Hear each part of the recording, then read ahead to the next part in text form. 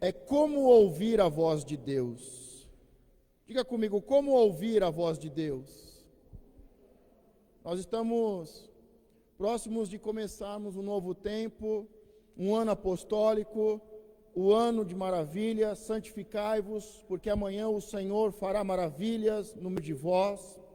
E é extremamente importante entendermos como ouvir a voz de Deus, para vivermos um ano de maravilhas. Nós acabamos de ler o texto sagrado de 1 Reis 19, do 11 ao 13. E ali um grande profeta da antiguidade, Elias, ele está num momento muito difícil. Depois de uma grande vitória, Deus respondeu com fogo. Ele entra numa crise interna e numa crise externa. Ele está com medo, ele está confuso, ele está cansado, e há um decreto de Jezabel e Acabe, estão procurando ele para matá-lo. Ele foge, atravessa o deserto e entra em uma caverna. O interessante é que o anjo dá uma comida a ele. O anjo prepara pão para ele e dá o de comer, o de beber. Ele come, se fortalece, mas depois que está forte, ele entra no deserto e ele atravessa o deserto e entra em uma caverna. Sabe, estamos num tempo muito difícil. As pessoas estão passando por uma crise interna, uma crise externa. Não é possível que você não esteja sentindo um peso, uma opressão, um decreto de morte. Há uma guerra no mundo espiritual. Todos nós estamos sentindo esse peso, essa opressão. Todos nós estamos nos sentindo cansados, fadigados. Estamos há muito tempo debaixo desse peso, dessa opressão e dessa guerra espiritual. É muito mais do que uma crise interna e uma crise externa. É muito mais do que uma crise econômica e política. É uma crise espiritual. Mas, depois de uma grande vitória, ele passa por essa crise e ele recebe o de comer. E o problema é quando ele é fortalecido com aquela comida, ele atravessa o deserto. E quantas vezes entramos por um caminho errado? Entramos por um deserto que não deveríamos ter entrado. Fugimos, nos escondemos. E muitos estão até desejando a morte. Estão dentro de uma caverna, com medo e desejando a morte. Mas foi alimentado. Foi alimentado com o de comer, com o de beber. Mas entrou no caminho errado. Foi por o caminho errado. Entrou em uma caverna e lá está cansado, está sonolento, está dormindo, não consegue ficar de pé, não consegue acordar, não consegue entender o mundo espiritual e pede a morte.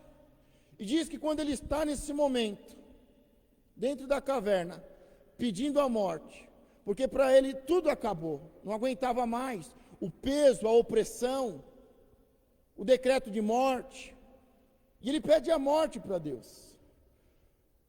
E quando isso está acontecendo, Deus fala com ele. E Deus lhe disse: sai para fora e põe-te neste monte, perante o Senhor. Deus fala com ele, e Deus fala com ele para que ele se apresente, porque uma coisa é Deus falar, outra coisa é Deus se apresentar.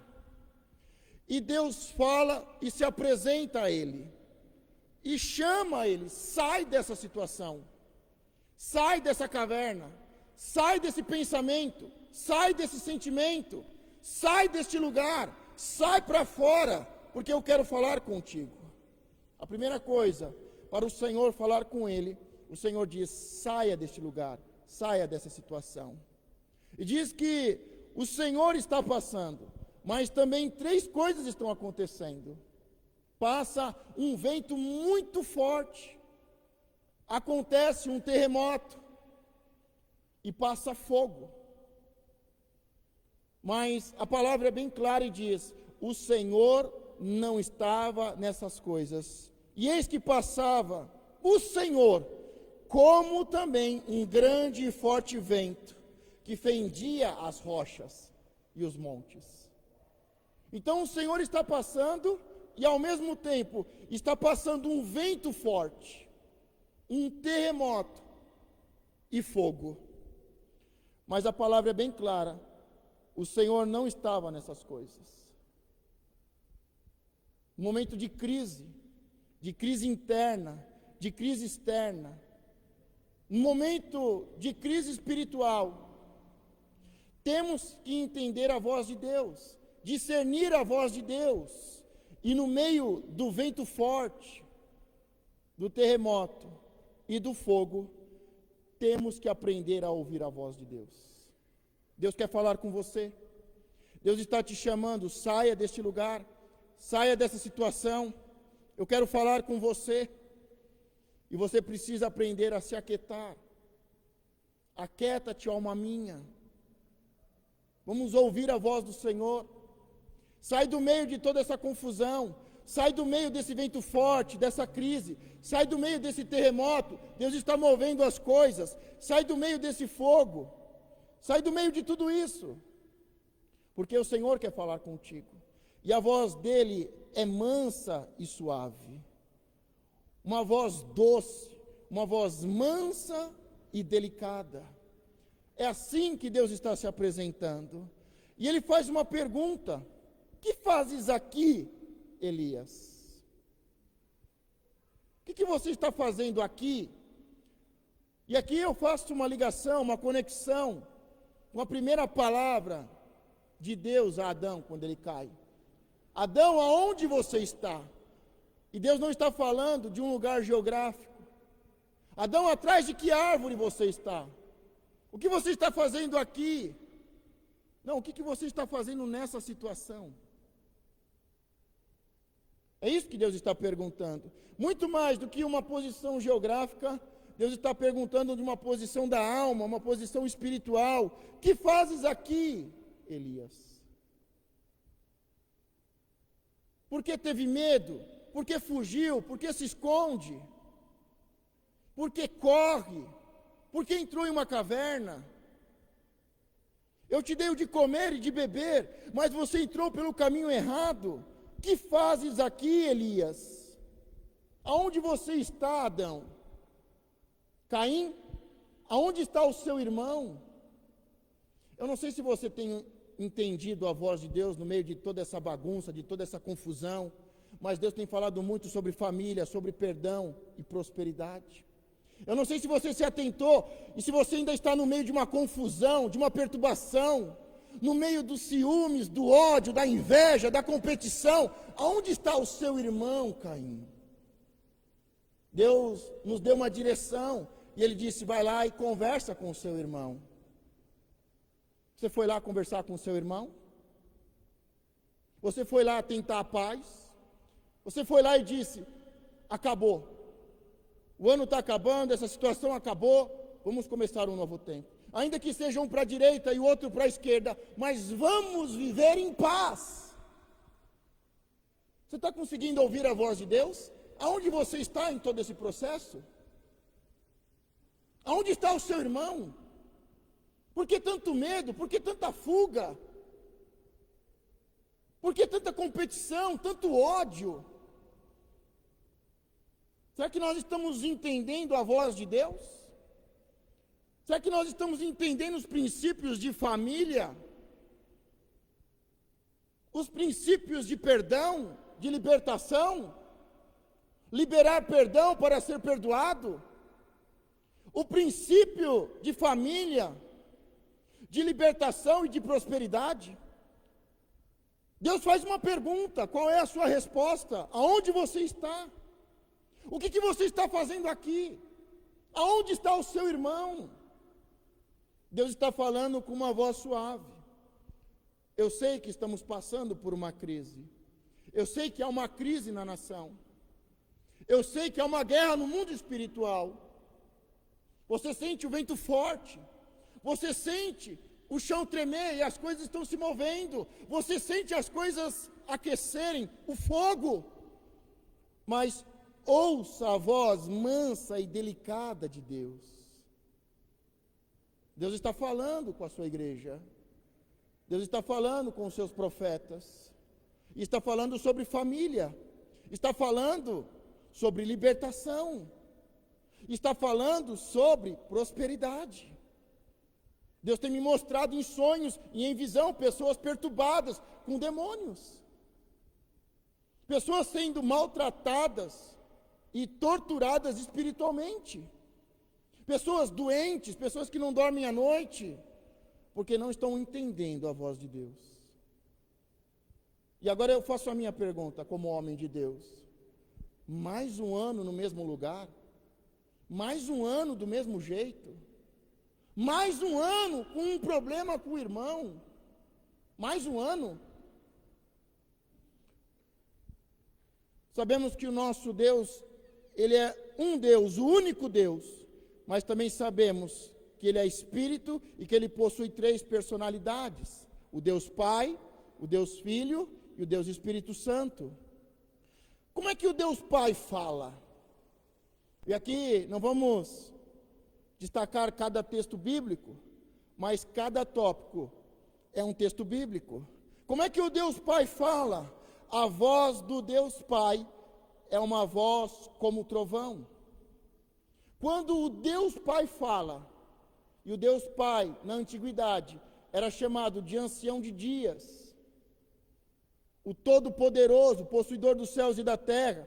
Quando o Deus Pai fala, o ancião de dias, o Deus Pai fala, a sua voz é como um trovão.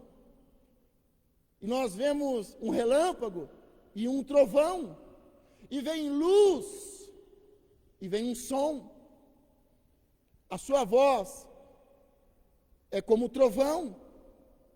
Quando Deus Pai fala, Ele fala de uma forma especial. E quando Ele fala, acontece uma projeção profética. Diga, projeção profética. Toda vez que Deus Pai fala, Ele fala em um eixo de comunicação. Em cima está o mundo espiritual, embaixo está o mundo natural. Ele fala nesse eixo. E primeiro no mundo espiritual, e essa voz depois vai para o mundo natural. E é uma onda. O Deus Pai, Ele fala. Ele tem ouvidos e Ele ouve. E Ele tem boca e Ele fala. E o Deus Pai, quando fala, a sua voz é como um trovão. Tem luz, tem som. E quando Ele fala, acontece uma projeção profética. Primeiro a voz vai no mundo espiritual. E depois do mundo espiritual afeta o mundo natural. Reflete de novo no mundo espiritual e depois de novo no mundo natural, como uma onda. E por que uma projeção profética? Porque ele fala de coisas espirituais, ele é espírito. E para que a gente possa entender, Deus vai falar de forma, usando uma projeção profética, usando símbolos e expressões, para tentarmos entender a sua voz, que é espírito, e que primeiro ativa o mundo espiritual e depois o natural. Mais para frente a gente vai ter uma mensagem baseada toda em cima de uma projeção profética. E é isso que acontece quando nós lemos a palavra de Deus. Estamos lendo, parece que tudo está simples de entender. Aí de repente tudo fica difícil de entender. Por quê? Porque é a palavra de Deus. Tem hora que é natural, é fácil de entender. Tem hora que é espiritual, não conseguimos entender se não for pelo Espírito. Mas nós teremos uma mensagem especial sobre isso. Diga, projeção profética. O Deus Pai, a sua voz é como uma voz de trovão. Ele usa uma projeção profética. E sempre a sua palavra tem um rema e tem um logos. Sempre tem o mundo espiritual e o mundo natural. Ele fala como um pai, e a sua voz é como um trovão, e ele fala alto. Um pai, a sua voz é alta, ensina e corrige. A voz do Deus Pai é uma voz como o trovão, uma projeção profética. Tem o rema e tem o logos. Ele fala alto, ele ensina, ele corrige. E as suas perguntas são perguntas de juiz. Essas são as características da voz do Deus Pai. Adão, aonde você está? Está acontecendo um julgamento. Caim, aonde está o seu irmão? Está acontecendo um julgamento. Então a voz do Pai é uma voz alta de autoridade. Ele ensina, ele corrige, e ele faz perguntas, e as suas perguntas são dentro de um juízo. Vou dar um exemplo. Nos textos antigos, quando o Deus Pai se encontra com o seu povo eleito, a sua igreja, quando Deus Pai se encontra com os hebreus no deserto, e vai ter um encontro, e uma aliança será formada, ou seja, um casamento, Deus dá ordem a Moisés, aos líderes e ao povo, e diz: olha, se preparem, porque dentro de 3 dias haverá um encontro. Daqui 3 dias haverá um encontro, eu vou descer, e eu vou falar com o meu povo, a minha esposa. É o casamento do Deus Pai com o povo hebreu na antiguidade. E quando o povo se prepara, se santifica, depois de 3 dias, Deus desce sobre o monte, e há uma nuvem densa, relâmpagos e trovões, a terra mexe, e o povo tem medo, porque é o pai falando, é o esposo falando, e a sua voz é como um trovão, tem relâmpagos, trovões, há uma projeção profética, e eles não entenderam. Existe um rema e o logos, ele fala alto, ele ensina, ele corrige, ele faz perguntas de juiz. É Deus no alto monte falando com o seu povo. Mas o povo diz para Moisés: Moisés, nós estamos com medo. Faz assim, Moisés, você fala com Deus, Deus fala com você, e depois você fala com a gente. A gente quer uma mensagem, a gente não quer um relacionamento. A gente quer uma palavra de bênção, a gente não quer uma aliança. Deus desce, Deus dá a sua lei, Deus forma uma aliança, mas o povo não entende, o povo quebra a aliança, o povo quebra a lei. E aquele povo que era para ser um povo santo, um povo eleito, sacerdotes reais, deixou de ser. Porque não entenderam a voz do pai, não entenderam a voz do esposo. Mas vamos falar um pouquinho sobre a voz do filho. Sabemos que na antiguidade, o filho era um mistério escondido do pai. O filho só vai ser revelado no Novo Testamento. E o filho vai revelar o pai, que antes era o ancião de dias e vai ser conhecido como pai. O filho, que era um mistério escondido e era chamado de sabedoria ou Senhor dos exércitos, vai se apresentar como filho. E como que é a voz do filho? A voz do filho é a voz como muitas águas. E ele não fala por projeções proféticas, ele fala por parábolas. Os discípulos perguntam: Jesus, por que você fala, mestre, por parábolas? E o próprio Jesus explica. E não é como a maioria pensa, não é para ficar mais fácil de entender a mensagem. Eu conto uma historinha para ficar mais fácil. Não, Jesus diz: olha, eu falo por parábolas para que só vocês possam entender. Só o meu povo, só os filhos possam entender. Quando uma pessoa não está entendendo a palavra de Deus, é perigoso. Primeiro, porque o inimigo pode roubar a semente, pode roubar a palavra. E segundo, porque não tem identidade de filho. Porque só o meu povo, só os filhos vão entender a palavra. Então, o filho, ele fala por parábolas, para que o estrangeiro não entenda, mas para que os filhos possam entender a mensagem do reino e, como filhos, crescerem e se tornarem herdeiro. Ele ensina e ele direciona. Está entendendo as diferenças de quando o pai fala e quando o filho fala? A voz do pai é como o trovão. A do filho é como o som de muitas águas. Um dá medo e afasta. O outro atrai. Sabe o som das águas que você ouve e dá uma tranquilidade? Você já colocou o som de águas, de praia para dormir? Dá uma tranquilidade. Essa é a voz do Filho. Voz como de muitas águas. Ele fala por parábolas, em especial para o seu povo e os seus filhos. A palavra do Filho também tem o rema e tem o logos. Ele fala baixo. Ele ensina e direciona. Diferente do pai, que ensina e corrige, porque só um pai pode corrigir. Só um pai pode corrigir.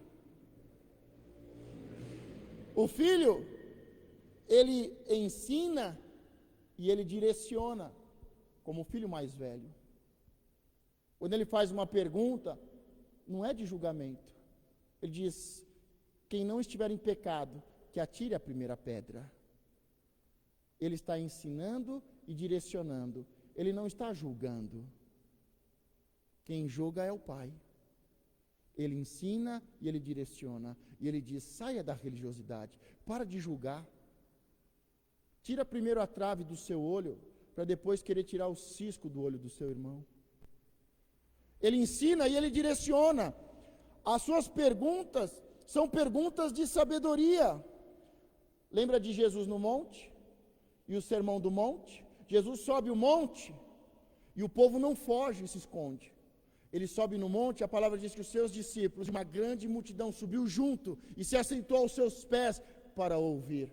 Porque a voz do Filho é como o som de muitas águas. Atrai, é agradável, é de paz. Temos que começar a entender como é que Deus fala. E qual é a característica da sua voz? Quando Deus Pai está falando, quando Deus Filho está falando. Abra em Mateus 13, do 18 ao 23. Muito importante que você acompanhe. Mateus 13, do 18 ao 23. Escutai vós, pois a parábola do semeador. Ouvindo alguém a palavra do reino, observe que não é qualquer palavra. A palavra do Pai é salvação. Eu vou salvar os meus filhos. Mas a palavra do Filho não é salvação, é reino. A mensagem do Pai é de salvação, mas a mensagem do Filho é de reino. Não é qualquer mensagem, é a mensagem do reino. Você consegue entender a diferença de uma mensagem de salvação e uma mensagem de reino? Escutai vós, pois, a parábola do semeador. Ouvindo alguém a palavra do reino e não a entendendo, vem o maligno e arrebata o que foi semeado no seu coração. Este é o que foi semeado ao pé do caminho. Ou seja, há um tipo de pessoa que está à beira do caminho. Ele não está no centro da vontade de Deus. Ele está sempre à beira. Ele está sempre à margem. Ele está ouvindo, mas não está ouvindo. Ele está ouvindo, mas não está escutando. Ele está vendo, mas não está se atentando. Está sempre à beira, está sempre de lado, está sempre à margem. Essas pessoas recebem a palavra, mas o inimigo vem e rouba a semente, rouba a palavra. A semente é a palavra de Deus. Elas não entendendo, porque não estão no centro da vontade, estão na beira do caminho, estão à margem. Ouve, mas não ouve. Vê, mas não vê. O inimigo vem e rouba a palavra. E sem a palavra, sem fruto. Sem a palavra, sem colheita. Se você não entender a voz, se você não receber a palavra e guardar a palavra, não tem ano de maravilhas. Mas aí continua. O que foi semeado em pedregais é o que ouve a palavra e logo a recebe com alegria, mas não tem raiz em si mesmo, antes é de pouca duração, e chegada a angústia e a perseguição por causa da palavra, logo se ofende. Então existe um outro que tem muitas pedras. Sabe, a pior coisa que tem é uma terra com muitas pedras, porque para você trabalhar aquela terra, primeiro você vai ter que tirar as pedras. E tirar as pedras dá muito trabalho. Você vai ter que perseverar. Muita pedra, muito obstáculo, muita dificuldade, muito coração duro. A palavra não consegue entrar e penetrar e criar raiz. Então, uma pessoa que tem muitas pedras, muitas dificuldades, muitos obstáculos, muitas pedras, um coração muito duro, ele quando recebe a palavra, é ano de maravilhas, ele logo se alegra. Eu vou viver o ano de maravilhas. Esse ano é de maravilhas. Ele recebe com alegria, mas quando começa e se depara com pedras, ele não consegue perseverar e tirar as pedras para que a terra possa dar fruto. Se não entender a palavra, o inimigo rouba a palavra e não tem ano de maravilhas. Se não perseverar, não tem ano de maravilhas. Diga, eu preciso entender a palavra do reino. Diga, eu preciso perseverar. Tem momentos na vida que é mais fácil, mas há momentos que vamos ter que perseverar, vamos ter que cavar mais fundo. Você começa a cavar, vai encontrar rochas, e você vai ter que tirar as pedras, as rochas. Tem que perseverar, entender e perseverar. E o que foi semeado entre espinhos é o que ouve a palavra, mas os cuidados deste mundo e a sedução das riquezas sufocam a palavra e fica infrutífera. O que está na pedra, ele não quer ter o trabalho, ele quer tudo rápido. Tudo rápido. Ele não quer ter o trabalho, ele não quer perseverar. Ele não entende que para viver um ano de maravilhas, vai ter que entender a palavra e vai ter que perseverar. Mas ele não quer perseverar. Ele quer tudo fácil. E os espinhos? Os espinhos são aquilo que machuca. Estamos vivendo uma geração que não estuda, que não entende as coisas. Uma geração que não quer perseverar, quer tudo de mão beijada. E uma geração dodói.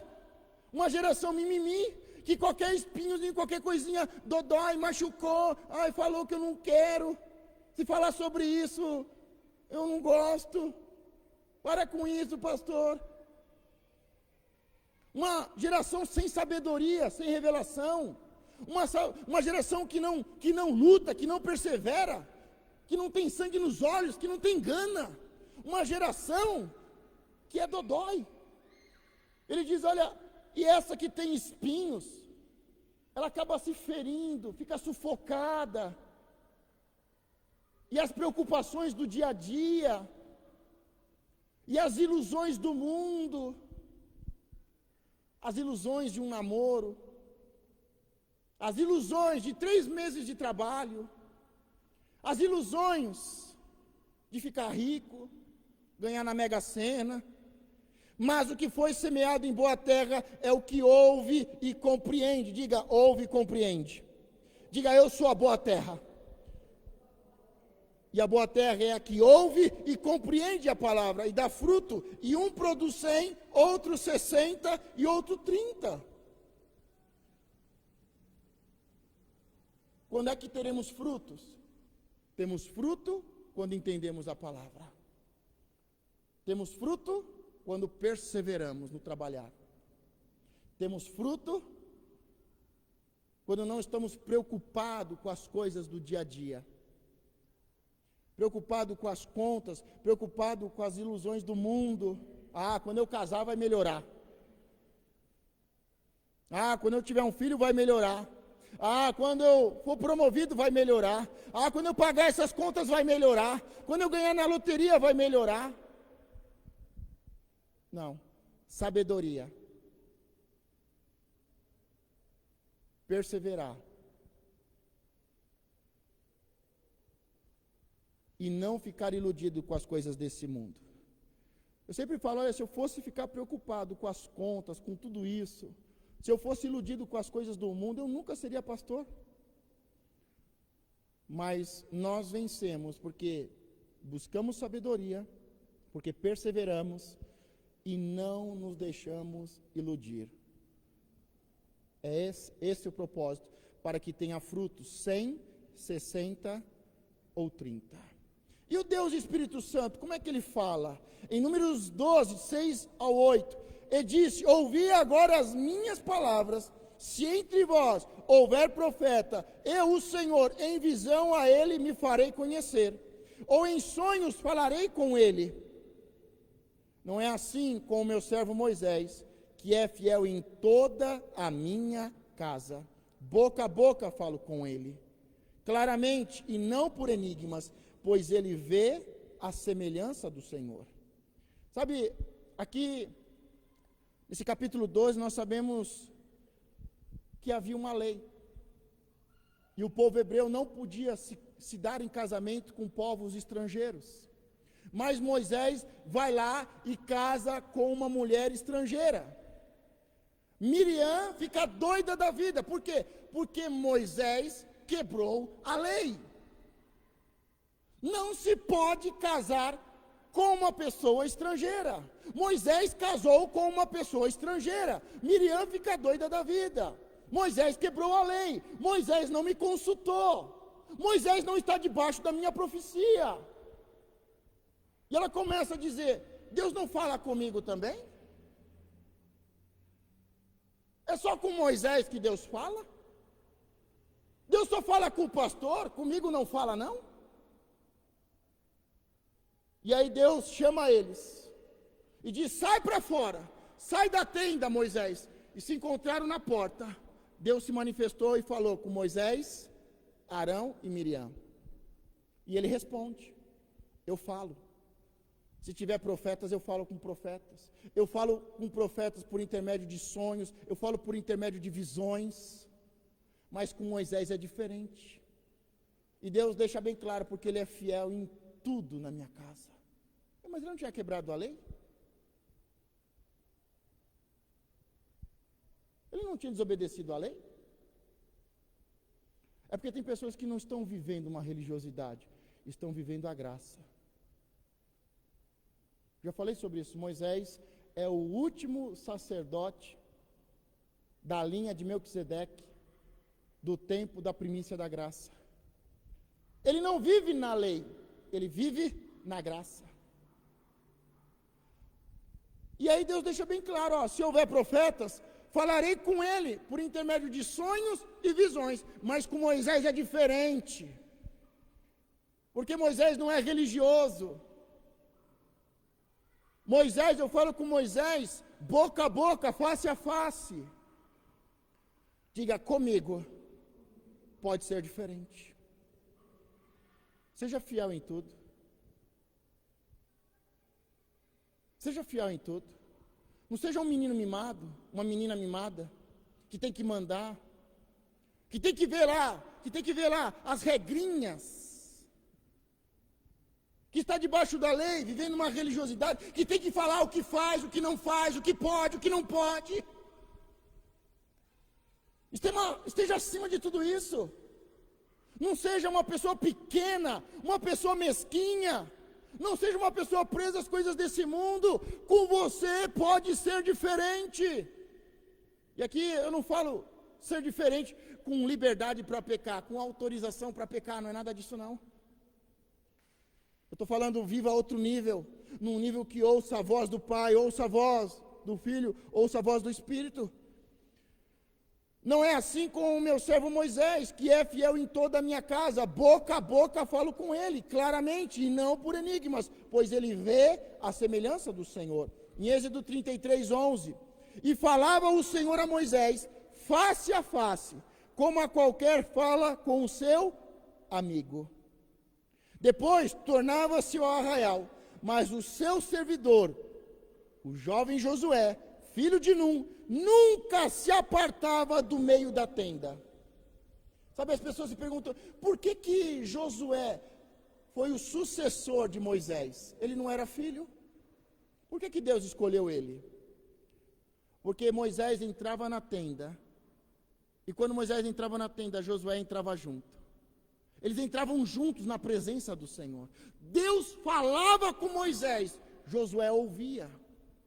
Moisés saía da tenda, entre aspas, da igreja, e ia cuidar do povo, mas Josué se mantinha dentro da presença do Senhor, ouvindo a voz do Senhor.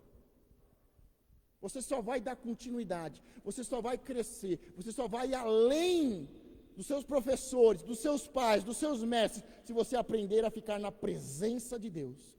Enquanto todos saem, você permanece na presença do Senhor. Dentro da casa, na presença do Senhor, debaixo da palavra do Senhor. Por isso que ele cresceu. Por isso que ele é conhecido como o grande general, o grande juiz, o conquistador de terras do Antigo Testamento. Ele não se tornou pastor, não se tornou um cantor na igreja, um religioso, mas ele se tornou um conquistador. Por quê? Porque Deus vinha e falava, e ele continuava na presença do Senhor e com aquela palavra. Se eu perguntar para a maioria das pessoas amanhã, qual foi a mensagem, nem sabe o que falou. A maioria das pessoas terminou a reunião, se ficar alguém na porta perguntando sobre o que foi a mensagem, não sabe nem o tema da mensagem. Por quê? Porque não fica na presença do Senhor.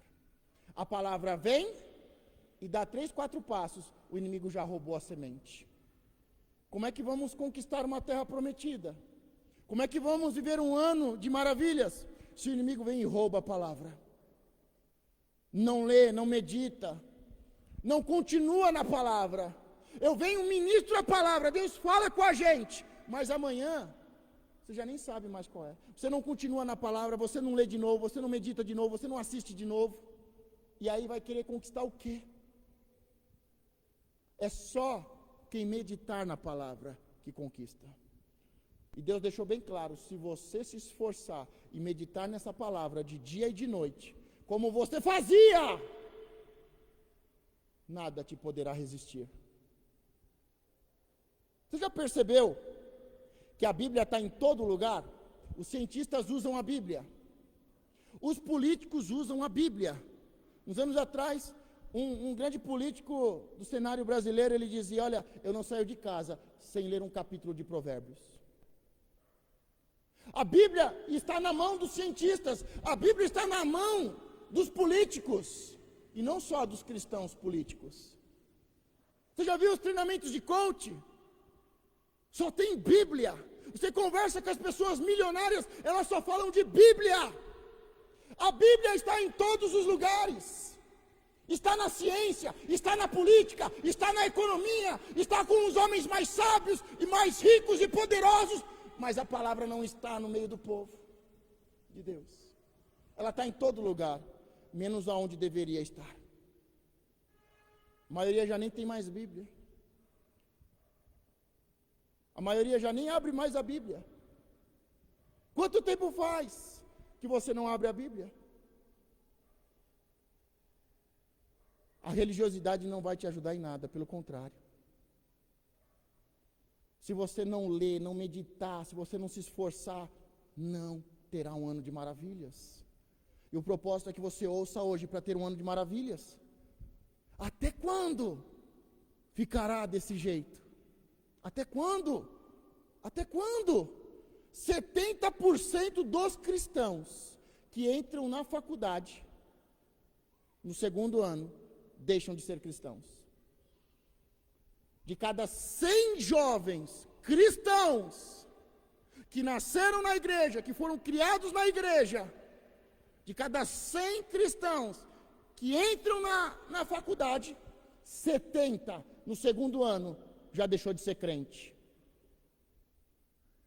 Já virou forró universitário, qualquer coisa universitário. Pagode universitário, qualquer coisa, menos crente universitário. Por quê? Porque passa uma vida toda na igreja e não sabe nada.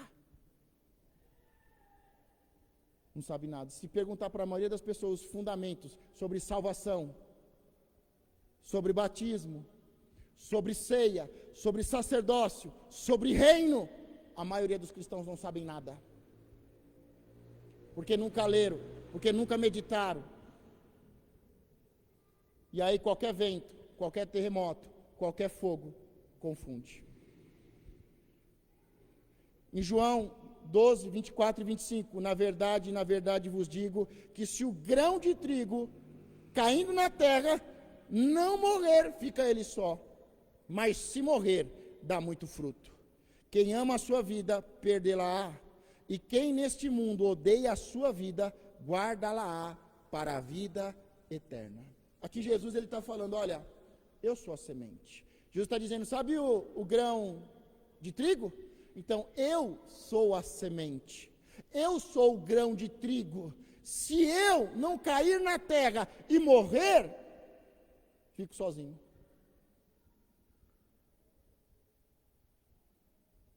O que nós precisamos é semear a palavra, é semear Cristo.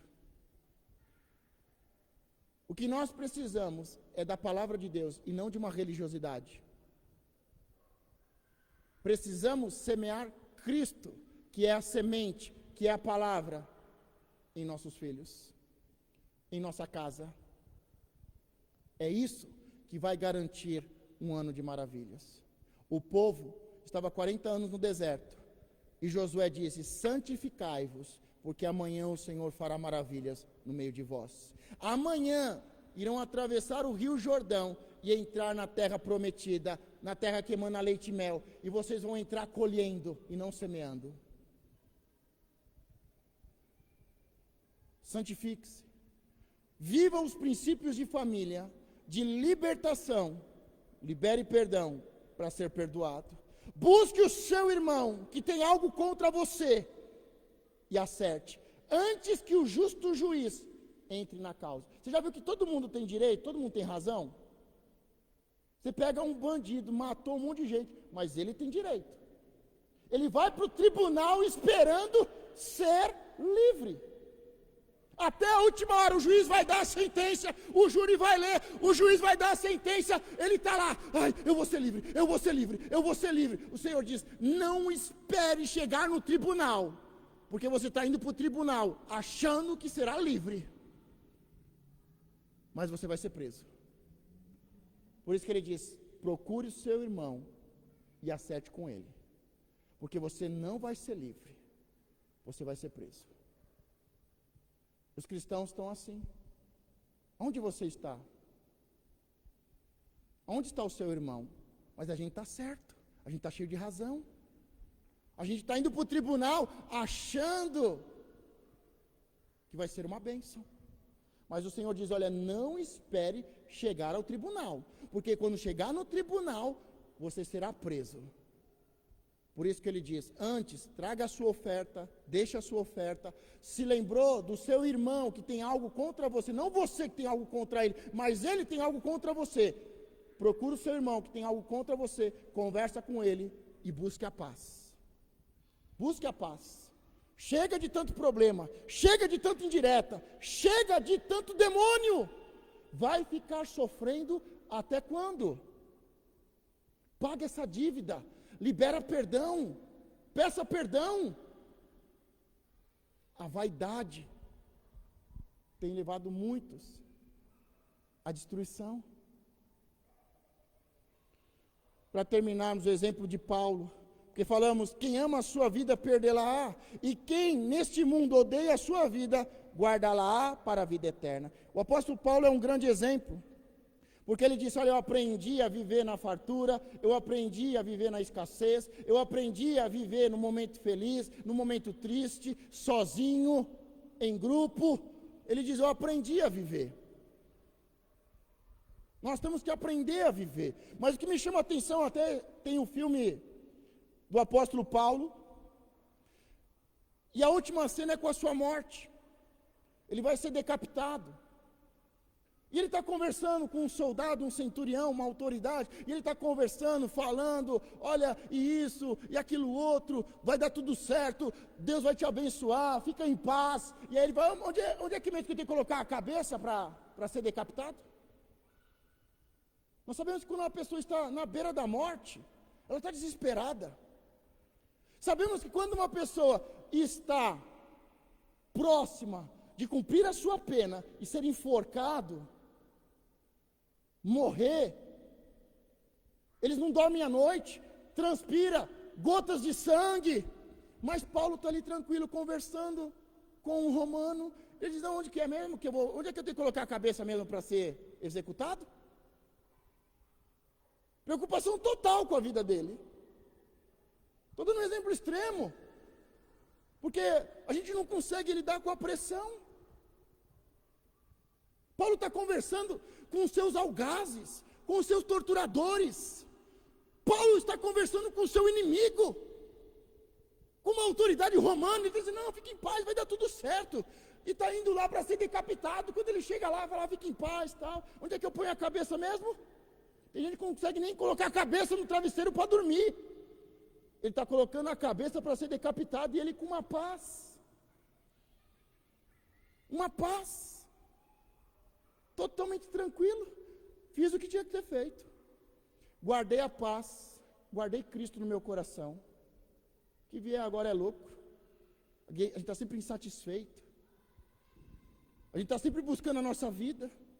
Sabe, as pessoas faleceram, vieram a falecer nesses últimos anos. Eu lembro quando eu fiquei doente lá, fiquei à beira da morte, falei, Deus, o que tiver, até falei, ô Judas, ô Judas, né, uma mistura de Jesus com Judas, né, falei assim, o que tiver que fazer, faz logo. Se veio para tirar minha vida, tira logo. O Senhor prometeu que cuidaria dos meus filhos, então o que tiver que fazer, faz logo. Se for me recolhe logo. Quase me recolheu. Não sei nem por que não recolheu, mas... A gente tinha uma preocupação, um medo. Se coloque de pé. Ouvir